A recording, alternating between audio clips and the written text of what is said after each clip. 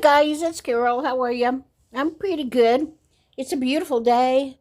The wind chill's 59. It's a little chilly to sit out on the patio. We tried, but it was just too chilly. So I came in and I made a pot of vegetable soup for me. And because I put onions in mine, I made the dogs their own pot of veggie soup. I make mine just with stew seasoning, diced tomatoes, whatever veggies I want to put in, and water. I make the dogs with chicken broth, so they will think it's extra yummy. I buy those baby peel carrots for them just to eat, to clean their teeth raw, and they love those little carrots. But anyway, I cook their own veggie soup, and then I'll put it over their dog food, and they'll eat that. They have kibble, but they have to be starving before they'll eat dry kibble without anything on top of it. Okay, now let's talk about some Christmas books. A couple of years ago, I read these on videos because I think they are just two of the very, very best. Sorry about the dogs barking. I've got the patio door open so we can get fresh air in here, and they bark at everything. But anyway, Carol Lynn Pearson is the author of these two books. The first one is The Modern Magi, and the second one is A Stranger for Christmas. Go to your library and get these books. If they don't have them, buy them from Amazon. They're not very much. Honestly, I have read these two books every year at Christmas. 30 years, I guess, because I love them that much. I just love them. And I think they are excellent, and I think you need to read them. I wish I had been able to leave my videos up. After I read them, and many of you love them as much as I do, I realized that you cannot read somebody else's book on a YouTube video unless it's public domain. And for a book to be public domain, the author has to have been dead for 70 years. And I know people do it all the time, but I'm a stickler for rules, and I'm not gonna. My friend Debbie at, my old Kentucky home or something like that, reads books, but she gets the ones that are public domain. But like the other day, I told you, At Home at Midford series, those books are just the best novels. Please read those. Somebody told me some man is reading them on YouTube. And he is, and he could get his channel taken away. So I'm not risking it. But anyway, I really want you to read these books. A Stranger for Christmas, Modern Magi, both by the author Carol Lynn Pearson. I just wish I could read them to you because I love them that much. I can read the blurb to you. So I'm going to start with The Modern Magi because I think that's the best one. Okay. Annabelle had the strangest feeling, as though she were about to tiptoe into the most wonderful room and leave the most wonderful present under the most wonderful tree, and she couldn't wait to hide and watch the face of the someone who would open it. 57-year-old Annabelle Perkins lives alone in a small Midwestern town and works as a waitress.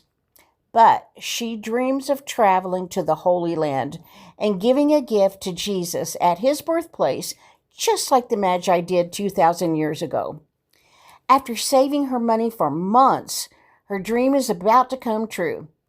Then something unexpected forces Annabelle to make a series of difficult decisions. Run to your library and get this book and read it, and then let me know what you think. Okay, now we're going to go on to A Stranger for Christmas. I own these two books. I got a really good deal on them on the Kindle app one time. They're not as cheap as they used to be, but I think they're still like $3.99. Okay, anyway, moving on to A Stranger for Christmas. Two old ladies face a lonely Christmas in a California nursing home. One of them still believes in the goodness of people. Now, she intends to prove it with a phone call to her children. And so begins this very special story about love, family, and miracles. As these two women put the true meaning of Christmas to the test, something completely unexpected happens. It may change their lives forever, just as it might change yours. A Stranger for Christmas will touch the hearts and lift the spirits of readers everywhere. It's a story to remind us of the values we cherish, the people we love, and the lessons of the holiday season. Make it a part of your family's Christmas tradition this year, next year, every year. This holiday season, open up your heart to A Stranger for Christmas. That was the blurb from Amazon. I can tell you a little bit about the author.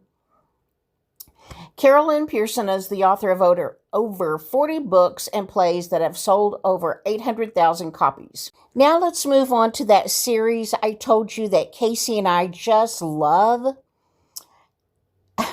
There's 6 books in this series. Our library only owns the first 2. Casey's going to once again ask the library to buy the remaining 4 because we'd like to read them. And they're too pricey for us to buy. But anyway, we thought the first 2 were excellent. I can't tell you about the remaining 4 since I haven't read them.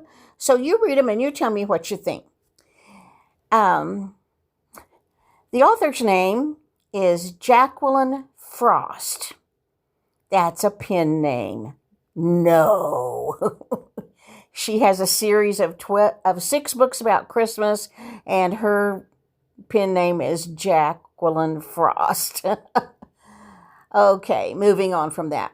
Here's the blurb about 12 Sleighs of Christmas. 12 Sleighs of Christmas is book 1 in this series, and Sleighs is S-L-A-Y-S, not a sleigh like you ride in. Okay, here comes the blurb. A charming heroine, a cat named Cindy Lou Who, and a Christmas tree farm in Mistletoe, Maine. This Christmas cozy mystery is guaranteed to get you into the holiday spirit no matter the time of the year. That was written by Vicki Delaney, author of the Year-Round Christmas Mysteries. Well, there's yet another series. When Holly White's fiancé cancels their Christmas Eve wedding with less than 2 weeks to go, Holly heads home with a broken heart. Lucky for her, home is in historical Mistletoe, Maine, a place magical during Christmas time, and is exactly what the doctor ordered. Except her plan to drown her troubles in peppermints and snickerdoodles is upended when the local Grinch and president of the Mistletoe Historical Society, Margaret Fenwick, is bludgeoned and left in the sleigh display at Reindeer Games, Holly's family Christmas tree farm. When the murder weapon is revealed as one of the wooden stakes used to identify trees on the farm, Sheriff Evan Gray turns to Holly's father, Bud, and the Reindeer Games staff. And it doesn't help that Bud and the reindeer keeper were each seen arguing with Margaret just before her death. But Holly knows that her father didn't do it and is determined to exonerate him. The jingle bells are ringing, the clock is ticking, and if Holly doesn't watch out, she'll end up on Santa's naughty list. Okay, the second book in this series is called 'Twas the Knife Before Christmas. Number 3 is Slashing Through the Snow. Number 4 is Stalking Around the Christmas Tree. Number 5 is I'll Be Home for Mischief. And the newest one is A Wonderful Christmas Crime. Okay, for the book I have in my hand, that little fuzzball on the right is Molly. She's in my lap. It's nap time. We're in my recliner. I'm holding Molly and Toby. Anyway, this little book in my hand is called Esther's Gift, a Mitford Christmas story.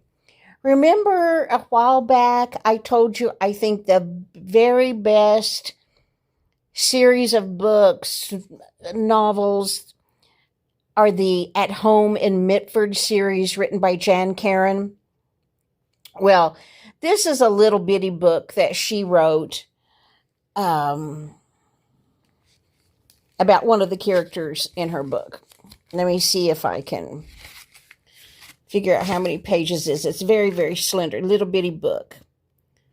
Including the recipe, 37 pages. Well, not too long ago, one of my subs asked me if I had ever made the cake mentioned in one of Jan Karen's books. There's a character, a little old lady named Esther, who makes orange marmalade cake. Sorry, I can't talk today. As Christmas gifts. And so one of my subs recently asked me if I'd ever made that cake. And I said, well, actually, no, but I guess I need to. So I checked out some books from the library to find the recipe. I knew it would be in this book, Esther's Gift, but I got two other books too. Just a second. I got these two other books just because I wanted to read them. They're also from the At Home at Midford series. This one is The Mitford Snowmen, A Christmas Story. And then I got Jan Karen's Mitford Cookbook and Christmas Kitchen Reader. I'm sorry, people. I can't talk today. Jan Karen's Mitford Cookbook and Kitchen Reader. So, and see, there's the orange marmalade cake right there. I knew it would be in here too. Let me read you the little blurb about the two little bitty books. They're very slender, like under 40 pages. Oh, I wish I could read these books to you, but Jan Karen is definitely still alive, not dead over 70 years. Okay, anyway, let's get back to Esther's Gift. In Esther's Gift, Esther Bollock is filled with the holiday spirit as she prepares to bake her annual batch of her famous and utterly scrumptious orange marmalade cakes. Following Christmas Eve services at Lord's Chapel, she and Jean will deliver a 2-layer marmalade cake to each of 7 friends and neighbors, all of them favorite Mitford characters. Then Jean calculates what it costs to bake this legendary cake, and Esther is stunned. Is it worth it to spend so much money on people who haven't always measured up to her expectations? The answer is clear.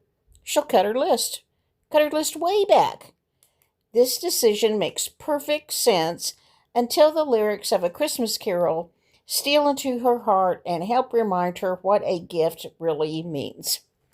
Okay, that's Esther's Gift. Okay, the blurb for the Mitford Snowmen. If you've ever been to Mitford in Jan Karen's novels, you know it's the perfect place to visit at Christmas. In the Mitford Snowmen, everyone's favorite characters are filled with holiday spirit, and when a swirling snowfall brings them to Main Street for a snowman building contest, the spirit of competition comes alive as well. Will Father Tim and Uncle Billy's creation win the prize in the Mitford's first annual Snowman Jubilee? Will Piercy and JC steal the show? And what's that wondrous smell of chocolate in the air? If you find the Mitford novels a feast, you'll find the Mitford Snowmen a delicious dessert. So come on, and let the little town with the big heart bring Christmas joy into this special holiday story. Okay, now let's read the blurb about this gigantic cookbook. It's huge. Okay, up at the top, it's got a quote from one of the characters in Jan Karen's book. It says, "It's the unblessed food that makes you fat."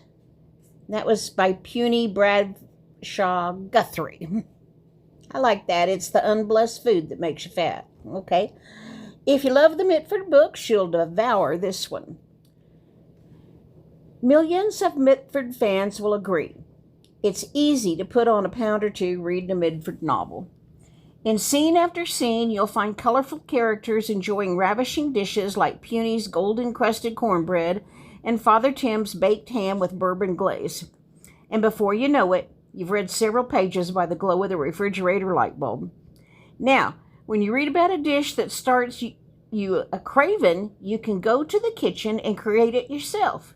Gathered here are recipes for 150 dishes that anyone would be thrilled to be put on the table, including Miss Sadie Baxter's apple pie, Cynthia's heavenly tea, the secret to which is utterly divine, Father Tim's rector meatloaf, Dooley's fried bologna sandwich supreme, and need we say it, Esther Bollock's outrageously delicious orange marmalade cake.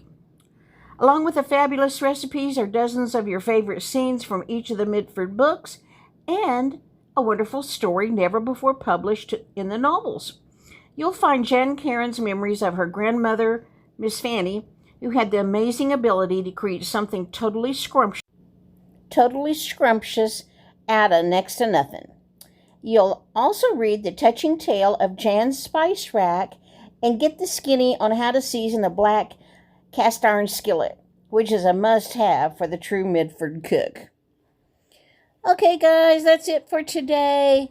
Let's see, what do we get? 2 of the Carol Lynn Pearson Christmas books, 6 of the Jacqueline Frost books. I'm sorry, that's just too cutesy for me. Anyway, now we're up to 8 books. 9, 10 if you read the 2 little bitty Jan Karen books. So, there's your week's worth of Christmas books. If you read any of them, please let me know what you think. I would love to hear about them. I love the ones that I've read. Okay, I will talk to you in the next video. Bye.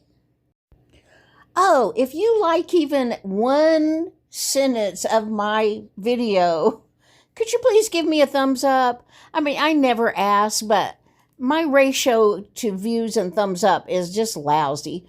So if you wouldn't mind giving me a thumbs up, doesn't cost you nothing, and I sure do appreciate it. See ya. Bye.